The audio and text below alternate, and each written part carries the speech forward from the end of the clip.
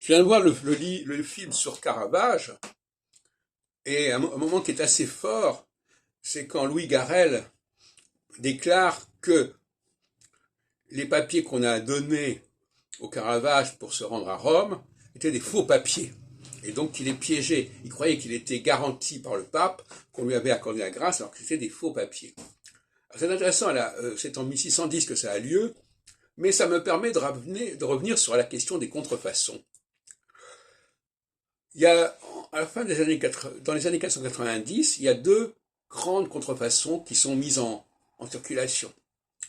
Celle des centuries, d'un côté, 1589-1593, dont j'ai parlé dans une autre vidéo tout à l'heure, et celle des prophéties de Malachie. Prophéties de Malachie, qui sont en réalité fabriquées à ce moment-là, pour faire élire un certain pape. J'en parle en 2005, à la mort de Jean-Paul II et à l'élection de Benoît XVI, dans cet ouvrage Pape des prophéties aux éditions Axiome. Donc, c'était la mode des contrefaçons.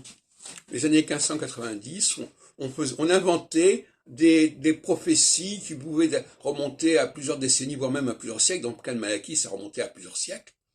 Saint Malachie, Irlande, etc. Et donc, c'est intéressant de voir cette période. Alors, il faudrait certainement trouver d'autres exemples de ce genre. J'en parlais l'autre jour, c'est-à-dire la capacité à mettre en circulation des faux antidatés.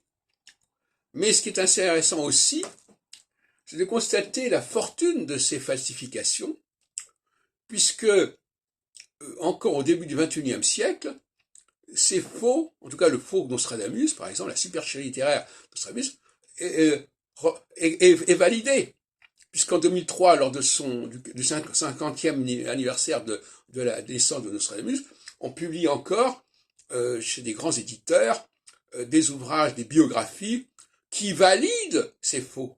C'est extraordinaire, ça.